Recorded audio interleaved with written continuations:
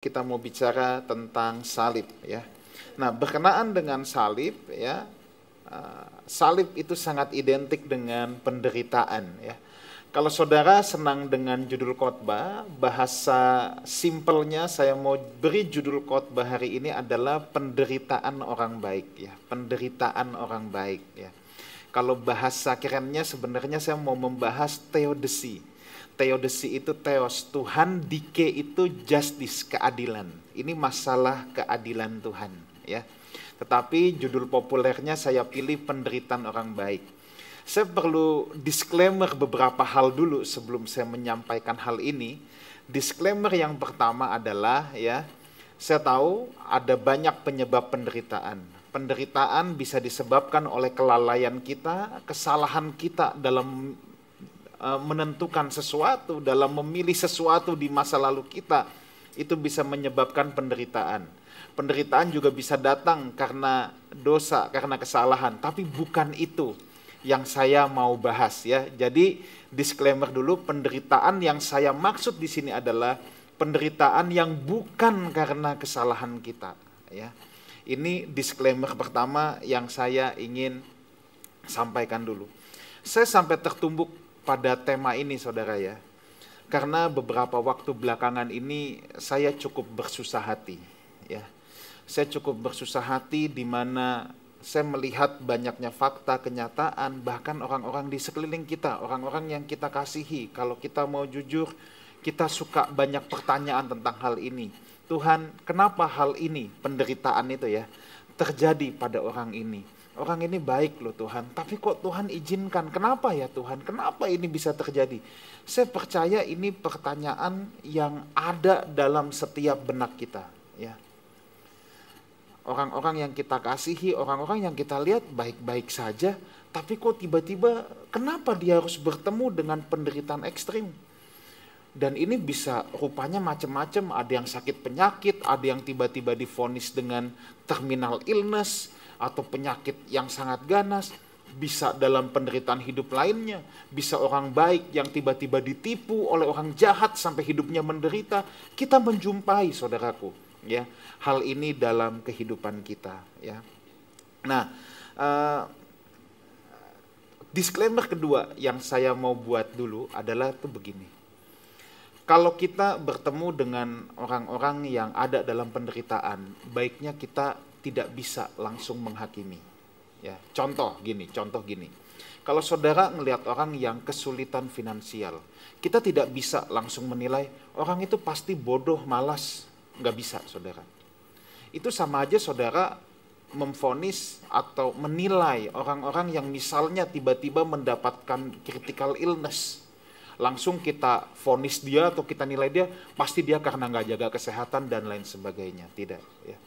Kita tidak bisa semudah itu. Itu sama dengan kita menilai gini, kalau ada orang yang menderita hidupnya, kita langsung bilang gini, pasti ada yang gak beres hidupnya, pasti ada dosa. Nggak bisa, kita tidak bisa semudah itu menilai itu ya. Ini hal yang harus kita sepakati terlebih dahulu. Nah, sebelum masuk ke sini, saya ingin kita punya satu pemahaman yang sama dulu. Siapa yang menciptakan kejahatan dan penderitaan? Apakah kejahatan dan penderitaan, sakit penyakit, semua itu ciptaan Tuhan? Nah, ini yang kita harus sepakat dulu di titik ini. Kalau kita nggak sepakat, kita susah untuk pembahasan ke depan nanti. Saya harus katakan dulu gini, kejahatan dan penderitaan itu bukan ciptaan Tuhan. Izinkan saya mengutip dari Saint Augustine ya, atau Agustinus dari Hippo ya, yang dikategorikan dalam sejarah gereja sebagai orang kudus ya, atau yang suka disebut dengan Saint Augustine, Santa Agustin. Saya tahu memang orang Protestan itu tidak punya santa ya, punyanya santoso doang ya. Santa nggak ada ya. Ya, tapi ya dia disebut dengan Saint Augustine. Dia bilang begini, sin is the absence of good. Dosa adalah absennya gelap. Nah, sebenarnya ini mengambil prinsip Alkitab dari Kejadian pasal yang pertama. Siapa yang menciptakan gelap? Saudara tidak akan menemukan ada ayat di Alkitab bahwa Tuhan menciptakan gelap. Nggak ada. Ya. Yang ada adalah jadilah terang. Yang Tuhan ciptakan adalah terang. Gelap Darkness is simply the absence of light. Oke.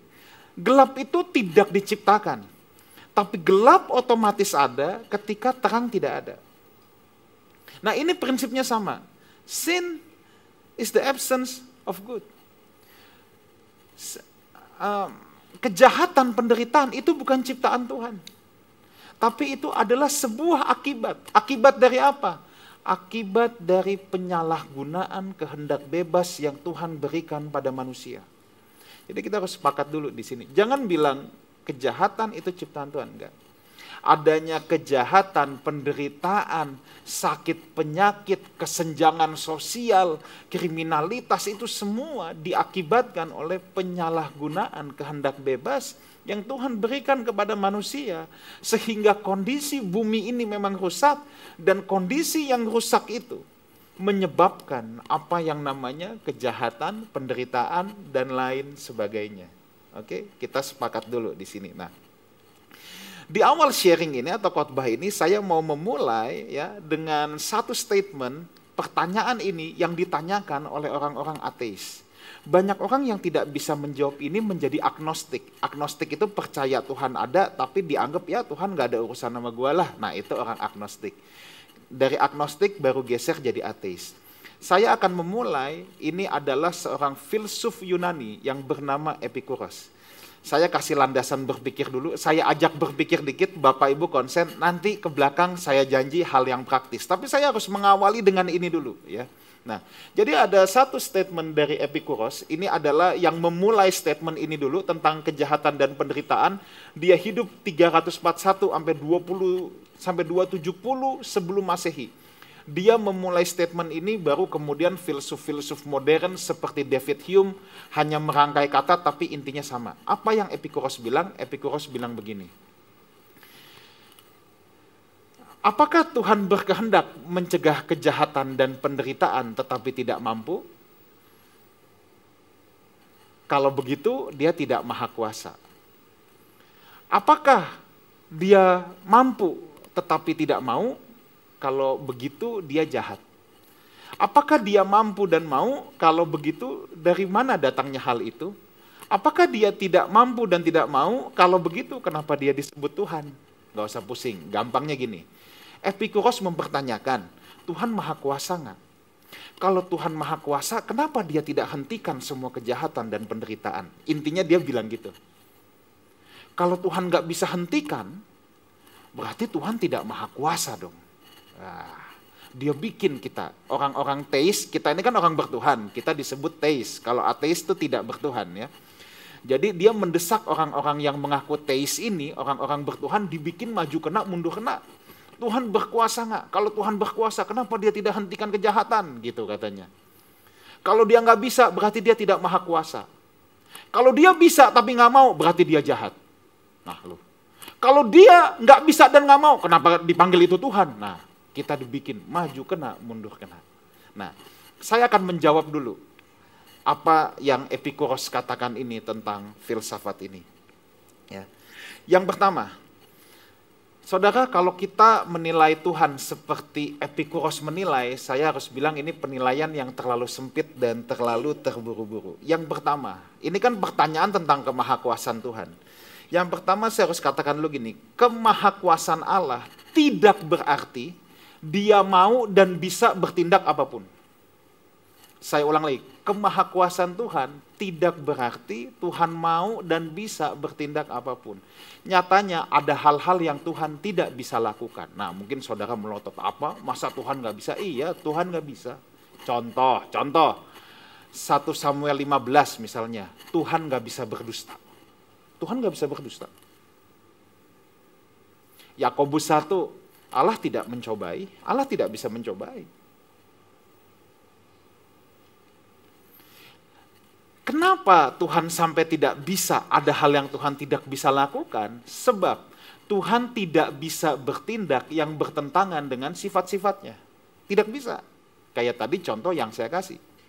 Tuhan tidak bisa berdosa, itu kan bukan sifat Tuhan. Hal yang kedua, jawaban saya terhadap Epikuros tentang kemahakuasaan Tuhan. Kalau Tuhan maha kuasa dan dianggap dia bisa dan berhak untuk menghentikan semua kejahatan dan penderitaan sekarang juga, sebaliknya saya juga harus katakan, Tuhan juga berhak untuk tidak menghentikan semua kejahatan dan penderitaan sekarang juga. Saya ulang lagi ya. Kalau Tuhan dianggap bisa dan berhak untuk menghentikan semua kejahatan dan penderitaan sekarang juga, saya juga harus katakan Tuhan berhak untuk tidak menghentikan sekarang juga. Bisa saja dia punya rencana yang lain, bisa saja dia punya rencana yang lebih besar, dan waktunya buat Tuhan bukan sekarang juga. Saya ambil contoh yang ekstrim, supaya saudara nyantol di otak. Saya ambil contoh, misalnya, Gary paling sebel sama kecoa, misalnya ya Gary ya, kamu sebel sama kecoa, kamu benci banget sama kecoa, seperti Tuhan benci dosa dan kejahatan. Pertanyaan saya, Gary punya nggak kemampuan, kapabilitas untuk membunuh kecoa? Punya dong. Pasti punya, gampang kan, tinggal diinjek, membasmi kecoa itu bisa dong kamu pasti. Bisa, pasti bisa. Sekarang tiba-tiba, kecoa yang Gary paling benci, dan Gary punya kapabilitas untuk membasmi kecoa itu. Tiba-tiba kecoa-kecoa itu muncul di mobilnya Gary. Dia sebel. Dia punya kapabilitas buat bunuh kecoa, dan kecoa-kecoa yang dia paling benci itu muncul di mobilnya sekarang. Pertanyaan saya, Gary punya nggak kemampuan buat membunuh semua kecoa itu? Punya. Divakum, disemprot baygon yang bisa matiin kecoa semua. Tapi kecoanya tetap ada terus. Pertanyaan saya, Gary bisa nggak menghentikan semua pergerakan kecoa itu? Bisa nggak? Sekalipun udah divakum, bawa ke tempat cuci mobil, bongkar karpet dasar, nongol lagi. Di mobil itu. Bisa nggak Gary menghentikan? Jawabannya bisa. Saya kasih contoh yang ekstrim. Misalnya dibakar mobilnya, misalnya. Loh, saya harus kasih contoh yang ekstrim, supaya nyantol di otak. Misalnya dibakar mobilnya, bisa. Itu akan berhenti semua. Punya nggak Gary kapabilitas untuk membakar mobil itu? Ya punya.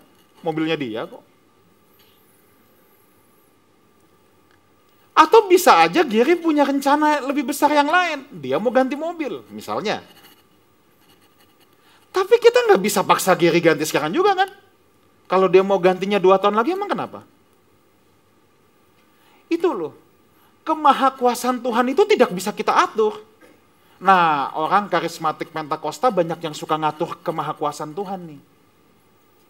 Dipaksa Tuhan melakukan apa yang dia mau sekarang juga. Sebaliknya, saudara-saudara kita yang dari mainstream bersembunyi di balik keraguan akan iman, ya. Nah, ini 2 kutub yang berbeda memang. Sebenarnya tidak yakin atau kurang beriman, tapi menganggap ya udah kita jangan maksa Tuhan. Tapi kalau yang ini maksa Tuhan, bahwa dengan kemahakuasaan Tuhan harus mengerjakan yang kita mau. Ya. Jadi alasan yang kedua, ya, kalau Tuhan berkuasa untuk menghentikan sekarang juga, Tuhan juga berkuasa loh untuk tidak menghentikan sekarang juga. Yang ketiga, kemahaan Tuhan itu bertalian dengan kemahaan-kemahaan yang lain. Ini kan pernah ada di podcast siapa tuh? Yang ditanya, bisakah Tuhan menciptakan batu yang Tuhan sendiri tidak bisa angkat? Ini pertanyaannya salah, saudara. Ini sama dengan pertanyaan, bisakah Tuhan menciptakan monster atau makhluk yang Tuhan sendiri tidak bisa kalahkan? Ini pertanyaannya salah. Karena Tuhan itu bukan cuma maha kuasa, dia punya banyak kemahaan yang lain. Salah satunya maha bijaksana. Kalau dia ciptakan batu yang dia kagak bisa angkat, namanya Tuhan tidak bijaksana. Ya. Nah, jadi ini adalah 3 jawaban kita terhadap si Epikuros tadi. Nah, oke, sekarang dalam persoalan teodisi ini atau keadilan Tuhan, ada satu unsur yang suka nggak suka kita harus mengakui, walaupun kita nggak stop di sini. Kalau saya stop di sini, ya khotbahnya selesai. Persoalan ini adalah persoalan misteri. Kita harus mengakui ya. Seberapapun saya berusaha menjelaskan dengan logika, saya tidak bisa memungkiri adanya unsur misteri. waktu saya mempersiapkan ini semua, saya merenungkan ini, menurut saya ini udah logis, tapi tetaplah ya, ada dalam diri saya tetap, kok bisa begini ya, tetaplah ya. Sebab ini bukan sekedar persoalan, kalau persoalan pasti ada jawaban, ini masalahnya ada unsur misteri memang. Kita harus mengakui itu, kita tidak akan bisa puas dan paham semuanya ya. Apalagi ketika kita berbicara kepada orang-orang yang sedang mengalami hal ini kan problemnya banyak. Ada problem emosional juga di sana ya. Bagaimana kita melihat kalau kita bicara misalnya kepada orang yang cacat sejak lahir, orang yang ditinggalkan oleh orang tuanya sejak kecil. Anda kalau tidak mengalami kan Anda kagak punya problem emosionalnya. Orang yang mengalami kan ada. Nah, jadi sebagaimana saya jelaskan pun pasti ada sisi misterinya, itu pasti ada. Nah, tapi kita mulai dengan ayat ini dulu. Ayub 37 ayat 5. Oke, Allah mengguntur dengan suaranya yang mengagumkan. Ia melakukan perbuatan-perbuatan besar yang apa? Tidak tercapai oleh pengetahuan kita. Jadi kita harus memahami dulu dalam hidup ini ya. Ketika kita banyak pertanyaan bagaimanapun, kita harus mengakui memang ada unsur misteri di mana ada hal-hal yang di luar pengetahuan kita.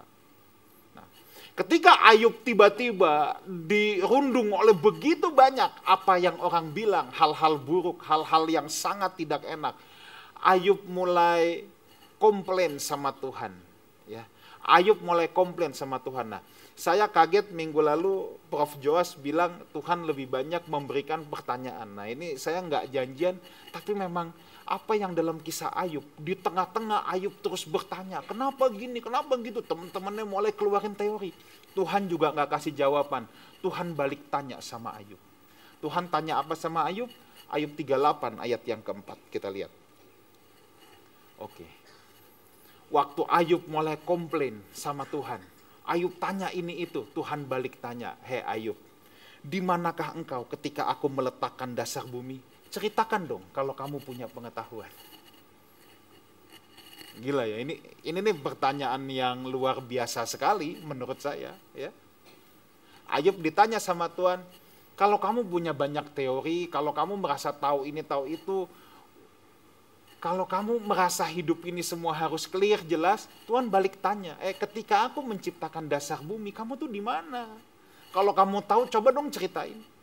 Karena memang kita harus mengakui dalam hidup ini ada misteri-misteri. Nah, tapi dalam kisah Ayub ini yang juga harus kita belajar. Ketika penderitaan itu hinggap dalam hidup Ayub, yang sampai bikin Ayub bingung, banyak pertanyaan. Ingat, ada satu behind the scene yang Ayub tidak tahu. Ya kan? Lah, kita kan baca kisah Ayub, kita ngerti. Ada pembicaraan Allah dan iblis. Ya kan? Tapi coba Ayub kan nggak tahu. Makanya gini, ketika kita diperhadapkan oleh penderitaan-penderitaan dalam hidup kita, barangkali ada behind the scene yang kita nggak tahu. Karena kita nggak tahu, makanya jangan sok tahu. Gitu kan? Karena memang bisa ada behind the scene yang kita nggak tahu loh. Seperti apa yang terjadi dengan hidup Ayub. Ayub nggak tahu itu. Dan mungkin kita akan tahunya nanti setelah kita melewati semuanya. Ada behind the scene. Nah saudara, sisi-sisi misteri ini, sisi-sisi misteri tadi yang dari tadi saya katakan, itu sebenarnya dalam hal ini melatih iman kita. Iman itu selalu punya dua aspek ya. Saya ulang lagi, iman itu selalu punya dua aspek. Yang pertama aspek pengetahuan, yang kedua aspek ketidaktahuan. Iman itu pasti punya dua aspek. Yang pertama apa? Pengetahuan. Kalau kita nggak tahu apa-apa, iman kita buta. Ya. Bayangkan, kalau kita mau tahu semuanya, hidup kita ini kayak ada rundown-nya, ya kita nggak perlu iman, kita juga udah nggak punya ruang lagi untuk berlatih, semuanya kita udah tahu. Bagaimanapun ada aspek yang kita tidak tahu, itulah ruang kita latihan. Justru iman diuji di tengah-tengah ketidakpastian. Makanya iman itu dalam sisi misteri Tuhan itu melatih iman kita. Ada hal yang kita tahu, ada hal yang kita tidak tahu. Nah, selain penderitaan orang baik ini, ada sisi misteri dan behind the scene yang mungkin kita tidak tahu. Saya mau berikan lagi aspek yang lain. Saudara, kalau kita melihat Alkitab, Kejadian pasal yang pertama misalnya ya. Setelah Tuhan menciptakan hari pertama, hari kedua, Tuhan selalu seal, Tuhan bungkus dengan perkataan ini. Tuhan melihat segala sesuatu baik adanya. Baik ya. Oke, tanggap ini.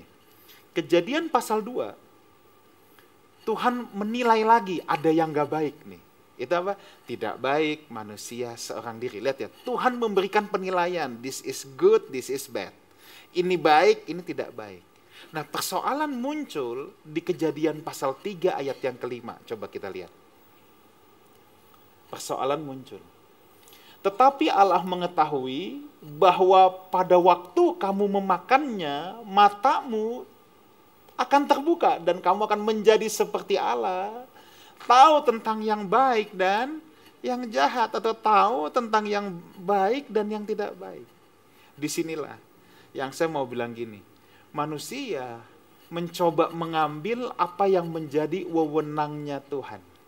Sebenarnya menentukan baik dan tidak baik itu adalah wilayahnya Tuhan, bukan wilayah manusia. Saya ulang lagi. Menentukan good or bad itu sebenarnya wilayahnya Tuhan, bukan wilayahnya manusia.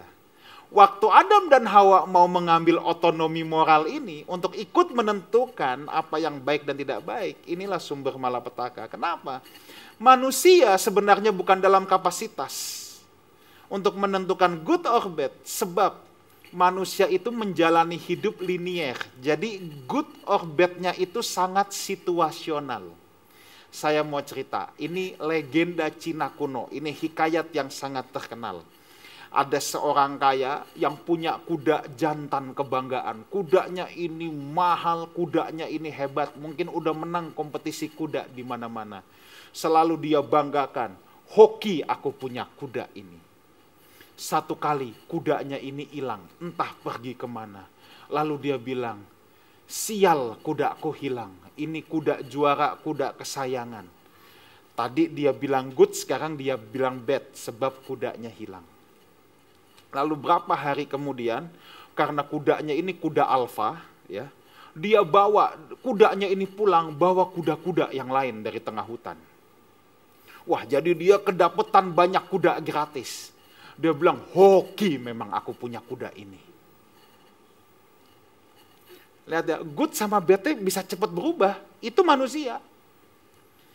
Lalu dia suruh anaknya jinakan kuda-kuda liar itu, bersihin jinakin. Anaknya disepak sampai cacat, kakinya harus diamputasi. Ya. Dia bilang, waduh, sial kaki anakku sampai patah begini. Kalau tahu begini, mendingan gak usah itu kuda, bawa-bawa kuda yang lain. Gara-gara begini anakku jadi cacat. Lihat ya, good or bad-nya ini berubah terus loh. Lalu tidak lama kemudian ada tentara dari negara datang, semua anak laki-laki diwajibkan ikut wajib militer. Wah. Karena dia cacat, dia nggak dibawa dalam wajib militer. Dan kemudian dapat berita lagi tidak lama kemudian, semua anak laki-laki yang dibawa tewas dalam pertempuran. Sekarang dia bilang lagi, hoki nak kamu cacat. See? Good or bad akan berubah terus karena kita menjalani hidup ini linier. Ya ini kan cerita kayak begini kita bisa panjangin terus. Misalnya ada orang yang rajin pelayanan, gadis rajin pelayanan baik, tiba-tiba kepleset tangannya retak. Good or bad? Good or bad? Hah? Good or bad? Pasti kita bilang bad kan? Dia nggak salah apa-apa, rajin pelayanan baik. Hidup baik, hidup tulus, hidup setia, tiba-tiba jatuh kepleset. Kita bilang bad. Lalu dia berobat ke dokter. Nggak taunya dokternya baru lulus, muda, ganteng, naksir sama dia. Ayo, terus menikah. Sekarang good or bad? Anda bilang good. Ini saya bisa panjangin ceritanya. 3 tahun kemudian bercerai. Ayo, sekarang good or bad? No, manusia bukan dalam kapasitas untuk menilai baik dan buruk. Hanya Tuhan yang berhak sebab dia melihat dari satu poin yang sama. Manusia kemarin bad, hari ini good, besok bisa bad lagi. Sangat mudah untuk berubah. Itu sebabnya ada seorang teolog dari Denmark yang bernama Søren Kierkegaard bilang begini. Life only can be understood backwards, but it must be lived forward. Kehidupan itu hanya bisa dievaluasi, hanya bisa dimengerti nanti. Kita harus melihat ke belakang. Apa yang sudah kita lalui. Tapi hidup ini harus kita jalani, maju ke depan. Sekalipun itu penuh misteri. Itu sebabnya please, suspend your judgment. Untuk menilai sesuatu good atau bad.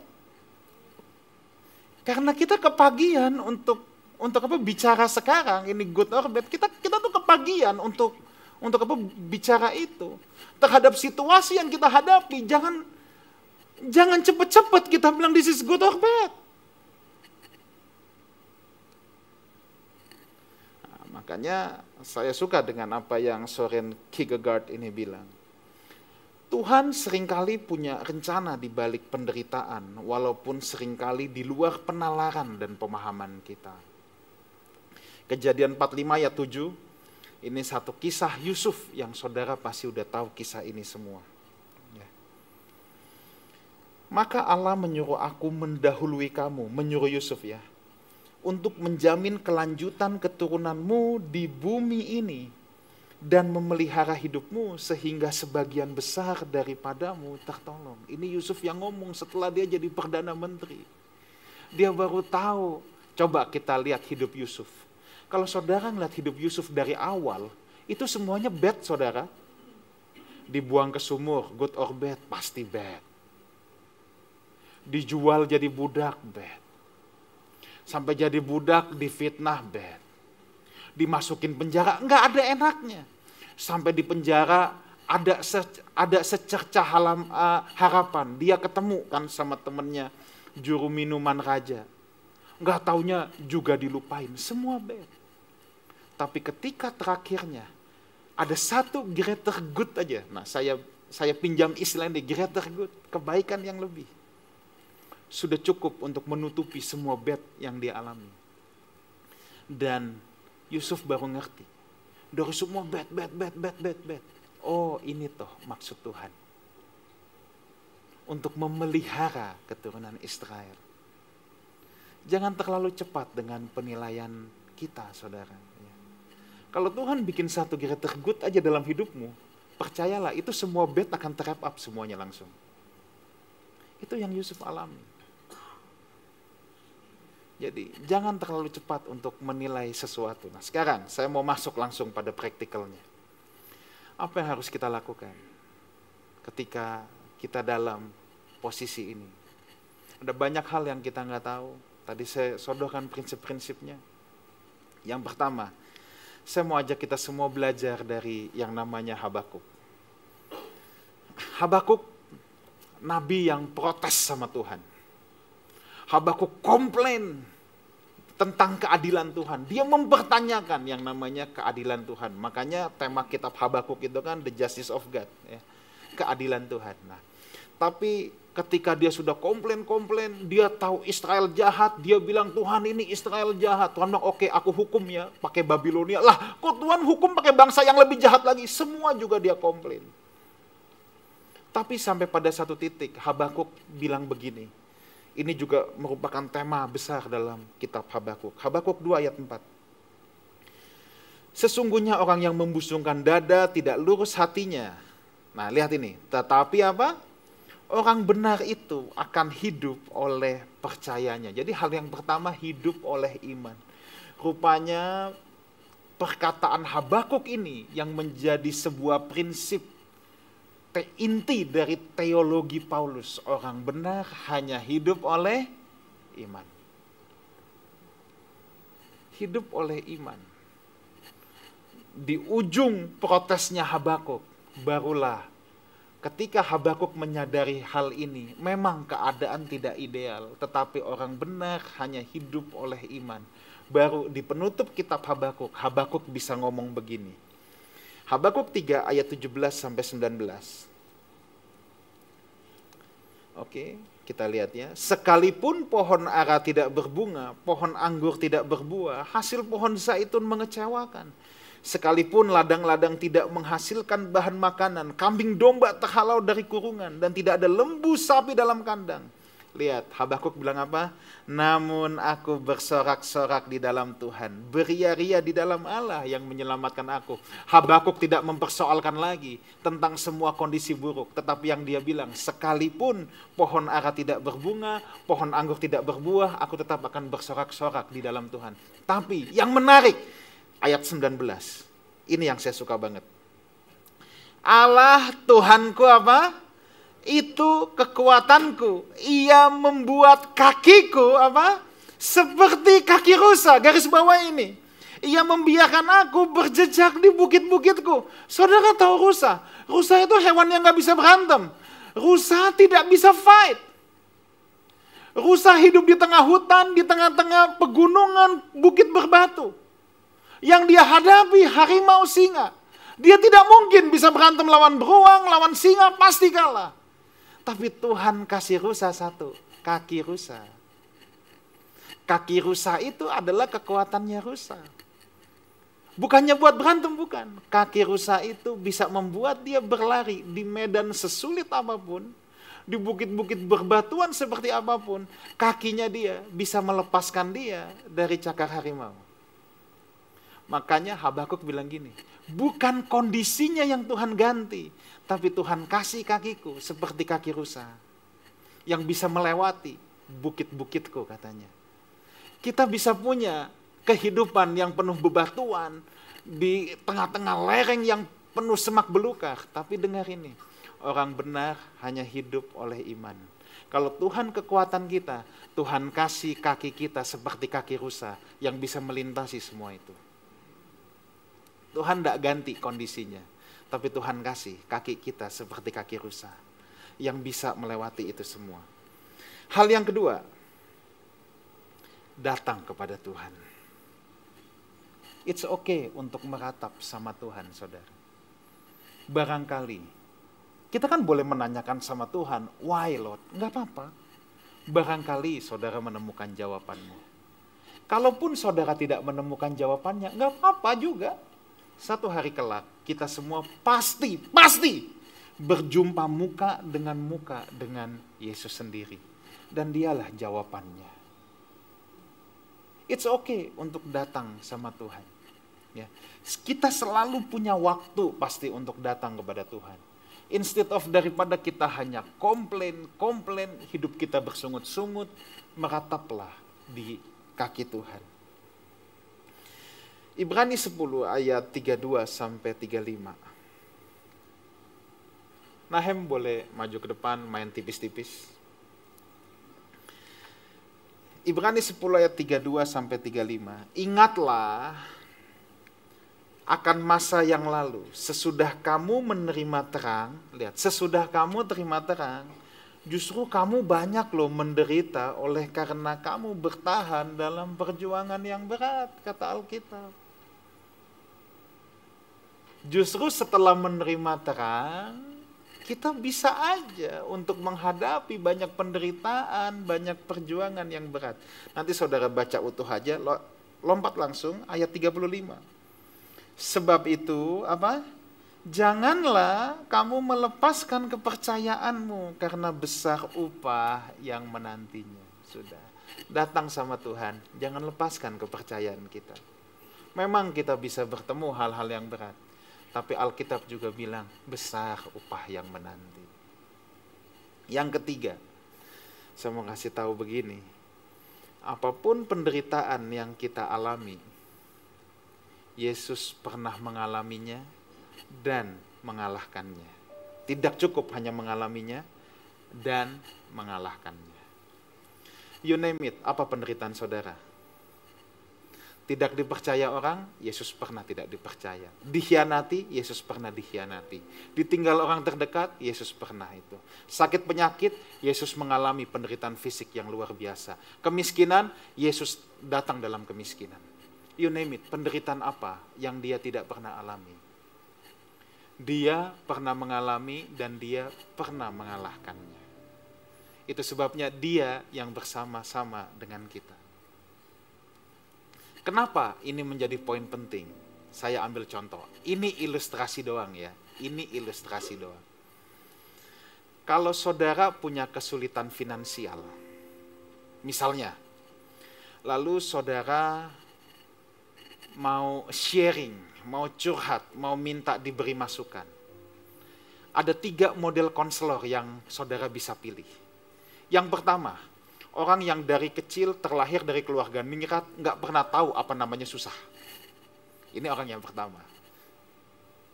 Yang kedua, dari kecil dia susah, sampai hari ini masih susah.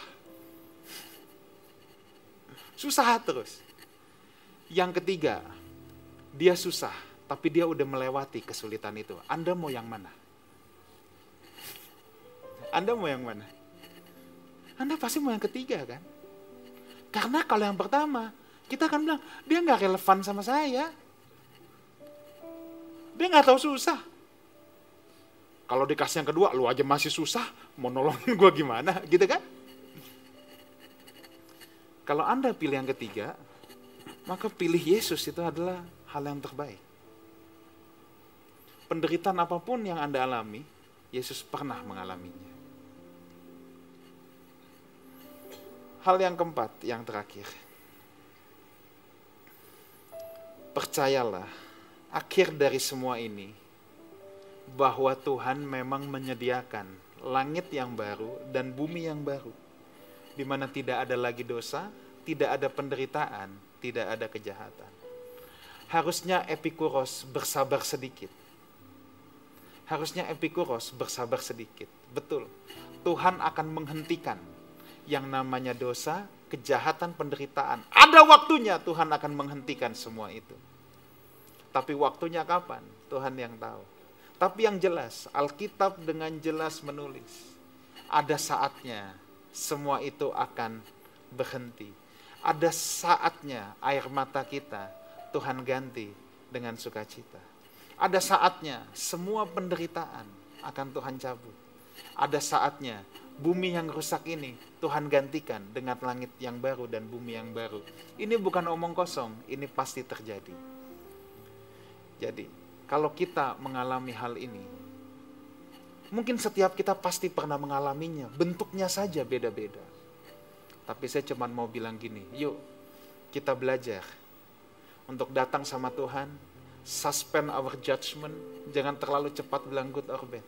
Dan kita belajar mempercayai bahwa Tuhan kekuatan kita, Dia yang memberikan kaki kita seperti kaki rusa untuk melewati semua gunung, batu, pencobaan, bukit-bukit yang terjal sekalipun di hadapan kita. Amin. Kita datang sama Tuhan.